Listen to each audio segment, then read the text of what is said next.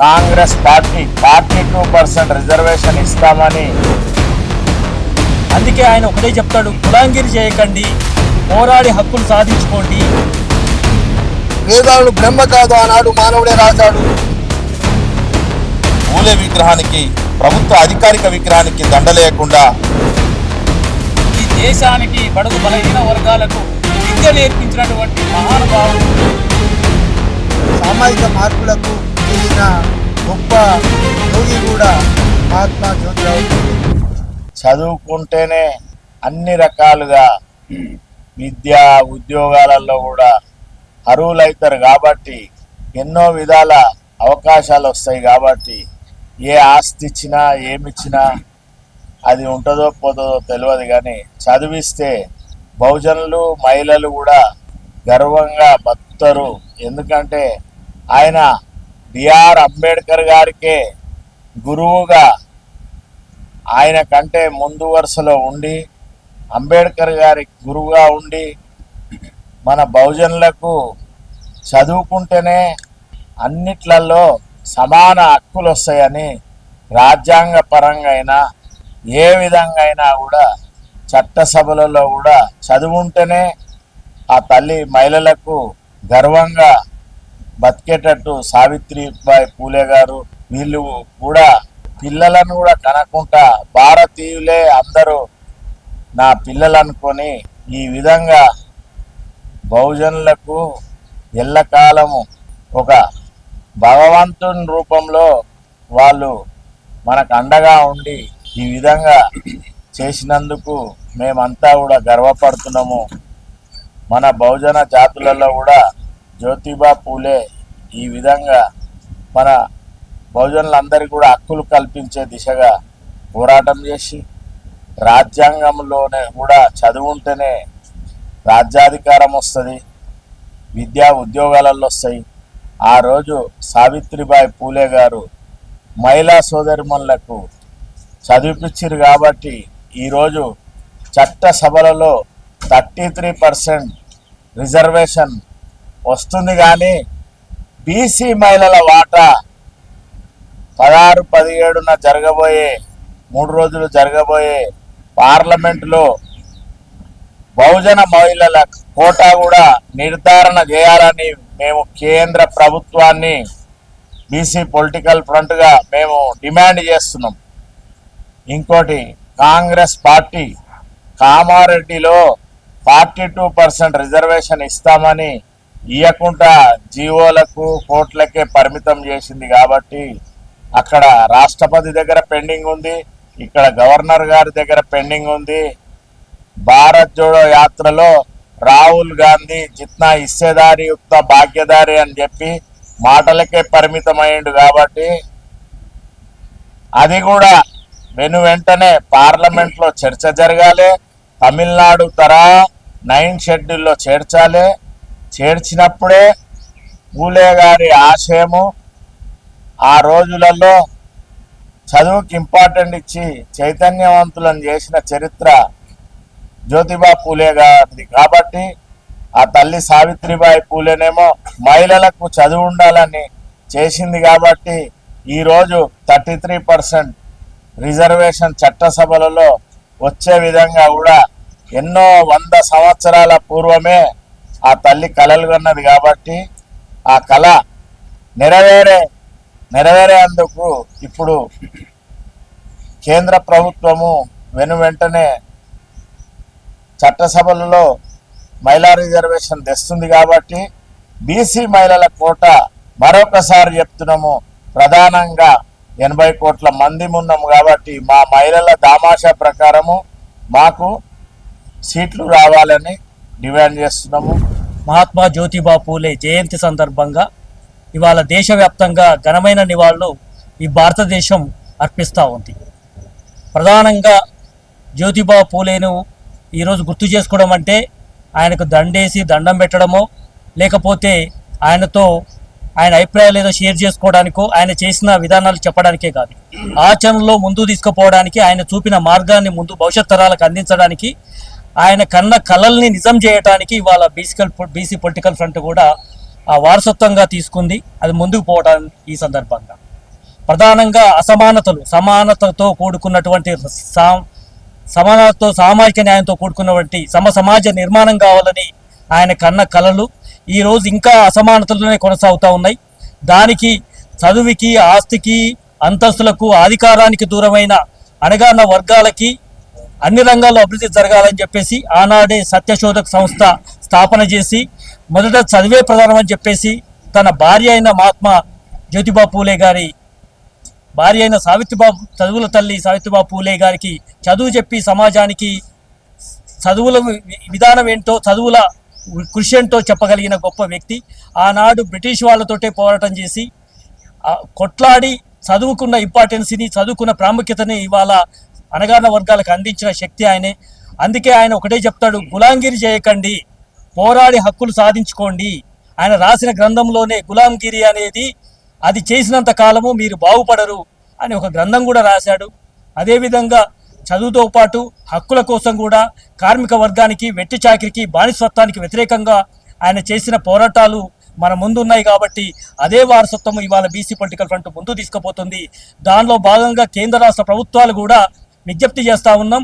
ఇవాళ ఆయనకు ఘనమైన నివాళులంటే, ఆయన ఆశయాలు కొనసాగించాలంటే ఈ దేశంలో మా జనాభా లెక్కల్లో ఓబీసీల కాలం చేర్చి జనాభా లెక్కలు చేసినప్పుడే మాకు అస్తిత్వము, గుర్తింపు ఉంటుందని కూడా ఈ సందర్భంగా కేంద్ర ప్రభుత్వాన్ని కూడా డిమాండ్ చేస్తూ ఉన్నాం. ఈ కర్మభూమి, వేదభూమి అయినటువంటి ఈ భారతదేశంలో, పవిత్ర భారతదేశంలో మహిళలకు కనీసం చదువుకునే హక్కు లేదు. మొట్టమొదటిగా మహిళలకు 1848 బాలికల పాఠశాల పెట్టి, అదేవిధంగా ఆనాటి బ్రాహ్మణీయ, మనువాద, కుల ఆధిపత్య దురహంకారానికి ఎదురు నిలిచి వర్ణ వ్యవస్థని ప్రశ్నించినటువంటి మహానుభావుడు మహాత్మా జ్యోతిబా పూలే.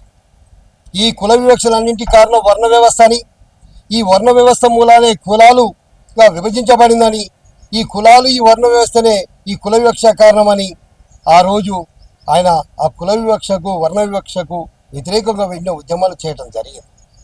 1873లో సత్యశోధక సమాజ నిర్మాణం చేసి బ్రాహ్మణేతరులు, బ్రాహ్మణుల దురహంకారానికి మేము లేకుంటే మీకు పెళ్లిళ్ళు కూడా జరగవు, మీకు తంతులు జరగవు, అంటే మీరు లేకున్నా కూడా మేము పెళ్లి జరిపిస్తామన్న ఒక మంగళి సోదరుని ఇంట్లో బ్రాహ్మణేతర పండితులను పెట్టి ఆ రోజు పెళ్లి చేయించడం జరిగింది. ఆ రోజు విధవరాలైన స్త్రీలకు శిరోమండనం చేసేవారు. బాల్య వివాహాలు, వితంతు వివాహాలు, అదేవిధంగా సతీ సహగమనం, అదేవిధంగా కాలువ నీరు పారుతుంటే ఆ నీరుని పంట పండించకూడదు అనేటువంటి దుర్మార్గమైన మూఢాచారాన్ని కూడా గండికొడుతూ ఆయన కాలువ నీళ్లతోని రైతులకు పెట్టి పంట పండించేటువంటి వ్యక్తి. ఒకటి కాదు, ఇవాళ ఎవరైతే శివాజీ మహారాజును ఎత్తుకొని మనం తిరుగుతూ ఉన్నామో, హిందూ సామ్రాట్ శివాజీ మహారాజు యొక్క ఘాటుని, ఆయన యొక్క చనిపోయినటువంటి సమాధిని 1882-84 వరకు కూడా గుర్తించినటువంటి మనువాద, బ్రాహ్మణీయ, దుర్మార్గ, ఆధిపత్య, అగ్రవర్ణ సమాజం ఈ భారతీయ సమాజం. ఈ సమాజంలో ఉన్నటువంటి ఈ దుర్మార్గ ఛాందసవాన్ని బద్దలు కొడుతూ మహాత్మా జ్యోతిబా పూలే గులాంగిరి సత్యశోధక సమాజం నిర్మాణం చేసి ఎన్నో రచనలు చేయడం జరిగింది. అసలు ఈ యొక్క బానిసత్వానికి మూలాలు ఎక్కడున్నాయని ప్రశ్నించిన ఆయన, ఏ వర్ణ వ్యవస్థలో అయితే బ్రాహ్మణ, క్షత్రియ, వైశ్య, శూద్ర, అతిశూద్ర, ఈ వర్ణ వ్యవస్థలో శూద్రులు సేవకులుగా, బానిసలుగా తరతరాలుగా ఏ విధంగా బానిసలైనలో కూడా చెప్పడం జరిగింది ఆయన రచన. తెలంగాణలో, ఆంధ్రప్రదేశ్లో, ఇవాళ తమిళనాడులో ఒక సాంస్కృతికోద్యమం జరిగింది. బ్రాహ్మణీయ దుర్మార్గాల మీదనే ఆ రోజు రచనలు జరిగినాయి. అక్కడ పెరియార్ రామస్వామి నాయకర్ లాంటి వాళ్ళు సాంస్కృతికోద్యమం నిర్మాణం చేశారు. కేరళలో నారాయణ గురు లాంటి వాళ్ళు సాంస్కృతికోద్యమం నిర్మాణం చేశారు.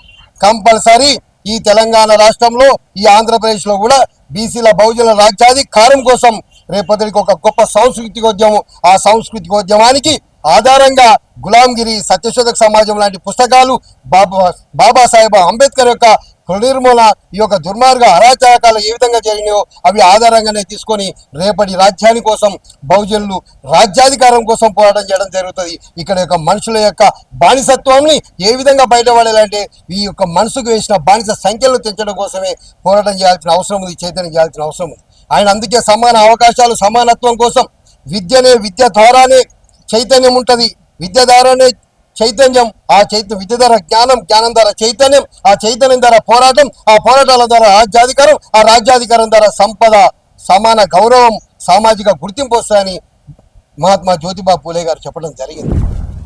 కాంగ్రెస్ పార్టీ అధికారంలోకి రాగానే ట్యాంక్ బండు, నెక్లెస్ రోడ్డు పరిసర ప్రాంతాల్లో పూలే విగ్రహం నెలకొల్పుతామని వారు బీసీ డిక్లరేషన్లో పెద్ద హట్టాసంగా ప్రకటించడం జరిగింది.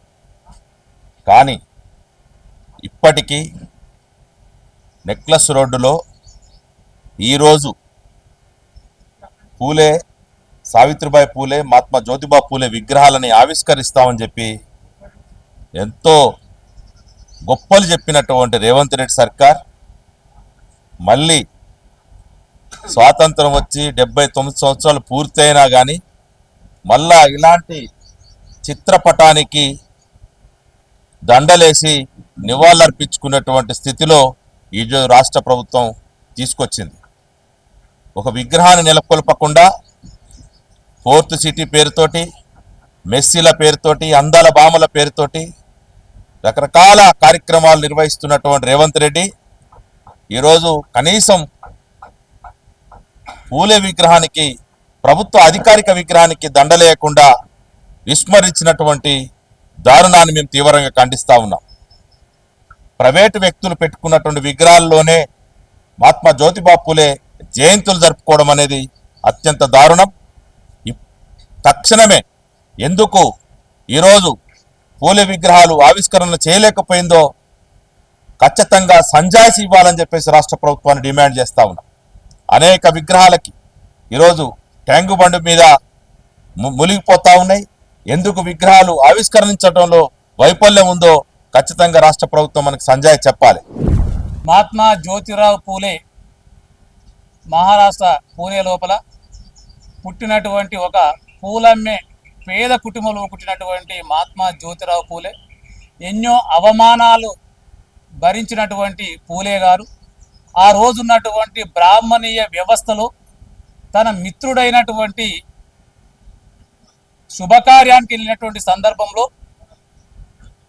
మహాత్మా జ్యోతిబా పూలెను రకరకాలుగా మాటలతోటి హింసించినటువంటి బ్రాహ్మణీయ సమాజం ఆ రోజు అతన్ని కులం పేరుతోటి నుంచి దూషించినటువంటి విధానంతో కలత చెందినటువంటి మహాత్మా జ్యోతిరావు పూలే ఆ శుభకార్యం నుంచి బయటికి వచ్చినటువంటి వ్యక్తి ఆ రోజు జరుగుతున్నటువంటి బ్రాహ్మణీయ సమాజానికి ఈరోజు బడుగు బలహీన వర్గాల వాళ్ళు ఏ విధంగా బలవుతా ఉన్నారు, ఏ విధంగా జాతి వివక్షతకు గురవుతా ఉన్నారు, ఏ విధంగా కుల వివక్షతకు గురవుతా ఉన్నారు, దీనికి కారణం ఏందని చెప్పేసి శోధించినటువంటి మహాత్మా జ్యోతిరావు పూలే వీటన్నిటికీ విద్యనే ముఖ్య కారణం అని చెప్పేసేసి ఆ రోజు ఆయన కలలు కానీ మరి మహాత్మా జ్యోతిరావు పూలే ఈరోజు సావిత్రిబాయి పూలే అంటే భారతదేశానికి మొట్టమొదటి మహిళా ప్రధానోపాధ్యాయురాలుగా తన భార్యకు చదువు చెప్పించి తన భార్య ద్వారానే ఈ దేశానికి బడుగు బలహీన వర్గాలకు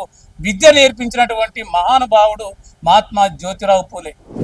ఒకనాడు మహాత్మా జ్యోతిరావు పూలే అంటే ఈ తెలంగాణ సమాజంలో పరిచయం లేని సమయం నుండి ఈరోజు ఊరున ఆయన యొక్క వేడుకలు, జయంతి వేడుకలు విజయవంతంగా నడుస్తున్నాయంటే మరి బీసీ వాదం, బహుజన వాదం ఈ రాష్ట్రంలో వేళ్ళంటుకున్న విషయాన్ని మనం మరవకూడదు.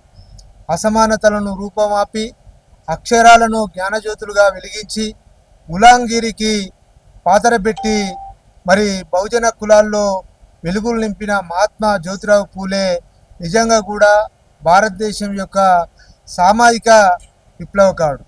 ఆయన ఒక తాత్విక చింతనాపరుడు. ఆయన అసమానతలు లేని సమాజం కోసం సామాజిక విప్లవకారునిగా మరి 200 సంవత్సరాల క్రితమే ఈ దేశంలో అనేక సామాజిక మార్పులకు కృషి చేసిన గొప్ప యోగి కూడా మహాత్మా జ్యోతిరావు పూలే. ఆయన ఒక బీసీ వ్యవసాయ మాలీ కుటుంబంలో పుట్టడం, మరి అతను పూలను సాగు చేస్తూ మరి సమాజంలో కూడా ప్రజలందరూ కూడా ఒక పూలదండలాగా అందరూ కూడా అసమానతలు లేకుండా జీవించాలని చెప్పి ఆయన కలలు కన్నాడు. మరి ఆనాటి పరిస్థితులలో బ్రిటిష్ పాలనలో ఇంకా కూడా భారతదేశంలో అనేక రకాల అసమానతలు మనకు ఈ దేశంలో ఉన్న పరిస్థితులలో మరి పూణే మహారాష్ట్రలో పుట్టిన మన పూలే గారు చాలా సంస్కరణలు తీసుకొచ్చాడు. ముఖ్యంగా ఆయన ఆ రోజులలోనే మన పూణే తర్వాత మహారాష్ట్రలో వస్త్ర వ్యాపారం పెద్ద ఎత్తున పారిశ్రామిక రంగం ఉండే. మరి రోజుకు ఒక్కొక్క మనిషితోటి 18-20 గంటలు పనిచేయించుకొని వెట్టి చాకిరీ చేస్తున్న సమయంలో మరి వాటికి వ్యతిరేకంగా పని గంటలు రోజుకు కేవలం 8 గంటలే ఉండాలని చెప్పి కూడా పూలే మరి ఆ రోజు పోరాటం చేశాడు. ఆయన వ్యవసాయదారుడు కాబట్టి మరి వ్యవసాయ రంగంలో కూడా బ్రిటిష్ వాళ్ళు ఒక కమిషను వేసిన సందర్భంలో మరి ఇతను సామాన్య ఒక మామూలు బట్టలతో బ్రిటిషు అగ్రికల్చర్ కమిషన్ సమావేశంలోకి పోయి మరి ఇక్కడ రైతులు ఎదుర్కొంటున్న అనేక సమస్యల మీద ఇంగ్లీష్లో అనర్గళంగా మాట్లాడి మరి దేశంలో వ్యవసాయ విప్లవం రావాల్సిన అవసరం ఉందని చెప్పి కూడా ఆయన మాట్లాడడం జరిగింది. 150 సంవత్సరాల క్రితమే ఇక్కడ ఉన్నటువంటి భారతదేశంలో ఉన్నటువంటి బ్రాహ్మణిజానికి ఆనాడు వెట్టి చాకిరీ విముక్తికి బానిసల ఉన్న బతుకున్నటువంటి ప్రజలకు చైతన్యపరిచి ఆ రోజు అగ్రకులాలకు వ్యతిరేకంగా పోరాటం చేసినటువంటి మహాత్మా జ్యోతిబా పూలే ఇవాళ అలాంటి వ్యక్తులు ప్రజల కోసం పనిచేసారు కాబట్టి వాళ్ళు చేసిన త్యాగాల మూలంగానే ఇవాళ ఈ సమాజం ఉన్నది. ఇవాళ ఈరోజు ఇప్పటి గుడకంగా ఎంత సమాజం ఆధునీకరణ చెందుతున్నా దోపిడీ ఉడకంగా అంత అదే రూపంలో దోపిడీ రూపం మారింది. దోపిడీ ఇప్పటికి ఉంది. ప్రజల్ని ఈరోజు ఉడకంగా ఎంత దారుణంగా ఇవాళ రిజర్వేషన్ల విషయంలో కానీ అన్నగారు ఇందాక చెప్పారు మహిళా రిజర్వేషన్లకు మహిళా కోట తీసుకొస్తారు. కానీ ఈరోజు దాదాపు 80 కోట్లు ఉన్నటువంటి బీసీ ప్రజలు ఆ మహిళలకు సముచిత స్థానం దక్కినప్పుడే నిజమైన ప్రజాస్వామ్యం ఉన్నట్టు. ఇవాళ ఇక్కడ ఉన్నటువంటి అన్ని అగ్రకుల పార్టీలు వాళ్ళ కులాధిపత్యం కుటుంబాధిపత్యం ప్రదర్శిస్తూ లక్షల కోట్ల రూపాయలు దండుకోవడమే తప్పితే ప్రజలకు చేస్తున్న శూన్యం. కాబట్టి అప్పటికిప్పటికీ దోపిడీ ఇంకా కొనసాగుతున్నది. కాబట్టి మనం అందరం గుడకంగా ఐక్యతగా ఇవాళ ప్రజల సమస్యలు ఇంకా రోజు రోజుకి ఎక్కువ పెరుగుతూ ఉన్నాయి. బీసీలలో ఇవాళ కులవృత్తులు కోల్పోయి ఇవాళ ఈ ప్రపంచీకరణ మూలంగా ఎన్నో రకాల ఇబ్బందులకు గురవుతున్నటువంటి మన ప్రజలకు మనము భరోసా కల్పించి రాబో రోజుల్లో ఐక్య పోరాటాలు నిర్వహించాల్సిన అవసరం ఉన్నది. ఇవాళ ఈ దోపిడీ పాలక వర్గాలు అక్రమ మైనింగు భూమాఫియా ఎన్నో రకాలుగా దోపిడీ చేస్తూ రోజు రోజుకు వాళ్ళు బలంగా బలపడుతూ మన ప్రజల్ని దారుణంగా ఈరోజు ఇంత రోజు రోజుకు దిగదార్చే విధంగా వాళ్ళ బతుకులు చాలా దారుణమైనటువంటి స్థాయికి మన యొక్క ప్రజల బతుకులు మారుతున్నాయి. కాబట్టి ఇవాళ మొత్తం ఐక్యతగా ఇవాళ పోరాటాలు చేయాల్సిన అవసరం ఉంది. ఇవాళ మనం ఎప్పుడైతే బలమైన పోరాటాలు చేస్తేనే ఇవాళ పార్లమెంట్లో కానీ చట్టసభల్లో కానీ మన అన్నలాంటి వాళ్ళు చట్టసభలో ప్రవేశించినప్పుడే మన ప్రజలకు న్యాయం జరుగుతుంది. కాబట్టి మన ప్రజలు నిజంగా ఈరోజు చైతన్యపూర్వకంగా ఆలోచన చేసి లేకపోతే వీళ్ళు ఇదే విధంగా దోపిడీ కొనసాగుతుంది, మన బతుకులు ఇట్లనే ఉంటాయి. కాబట్టి నిజంగా మహాత్మా జ్యోతిబా పూలేకు నిజమైన నివాళులు అర్పించడం అంటే మన ప్రజల కోసం మన ఐక్యత పోరాటాలు చేసి మన రాజ్యం దక్కించుకోవడం అని చెప్పి ఈ విధంగా మనం చేస్తున్నాం. తాను బతుకుతూ ఇతరులను బతికిస్తూ తాను చదువుతూ ఇతరులను చదివిస్తూ వెలిగిన వ్యక్తి జ్యోతిరావు పూలే గారు. ఎప్పుడో 200 సంవత్సరాల క్రితం తాను వేసిన విత్తనం ఈరోజు పండ్లై ఈరోజు ప్రజలు దాన్ని చూస్తున్నారు. మనమంతా కూడా సంఘ సంస్కర్తగా ఉండి తన భార్యకు మొదట విద్యగా నేర్పి మానవుడు వీటి వల్ల బాగుపడతాడంటే ఒకటి విద్య వల్లనే అని చెప్పి ఆ విద్యను బాగా చదివి భార్యను కూడా చదివించి ప్రజలను ఆ మహారాష్ట్రలో ఉన్న ప్రజలను పేద ప్రజలను చదివి చైతన్యవంతం చేసి విద్యాబుద్ధులను నేర్పి ఎన్నో పాఠశాలలను నిర్మించి ఆ పాఠశాలలో బాలికలకు బాలలకు మొత్తం ఆ పాఠశాలను ఏర్పడడం చేయడం అనేది. కాబట్టి ఆయన ఆశయాలను ముందుకు పోవాలని ఆశిస్తాం. విద్యతోటే అన్నీ సాధించవచ్చు అనే ఒక ఆలోచనతోటి మహిళలకు విద్య నేర్పించడానికి తన భార్యకు మొదట విద్య నేర్పించి ఆమెని అక్కడ ఒక సాయంత్రం పాఠశాలని అంటే మహిళల కొరకు ఆ రోజుల్లో చేయడం జరిగింది. దానికి అగ్రకులాల వాళ్ళు వ్యతిరేకించి ఆమె పోయేటప్పుడు పెండని ఆమె పైన విసరడం, దాంతో ఆమె ఒక చీరని ఒక బ్యాగ్లో పెట్టుకొని తీసుకెళ్ళి ఆ పాఠశాలలో పెట్టుకొని ఆ తర్వాత ఆమె ఏదైతే చీర కట్టుకొని పోయిందో దాని మీద పెండ కొట్టిరో అది వదిలేసి తాను ఒక శుభ్రంగా ఉన్న చీరతోటి అందరికీ విద్య నేర్పించి మళ్ళీ తాను ఇంటికి తిరిగి వచ్చేటప్పుడు మళ్ళీ ఆమె పైన ఆ బురద పెండ చల్లడం జరిగింది. అంటే ఎంతో కష్టపడి తాను అవమానపడుతూ కూడా విద్యను నేర్పియాలే, నేర్చుకోవాలి. ప్రతి మహిళ విద్య నేర్చుకుంటే సమాజంలో తాను ఏమి జరుగుతుంది ఏమి అనేది తెలుస్తుంది.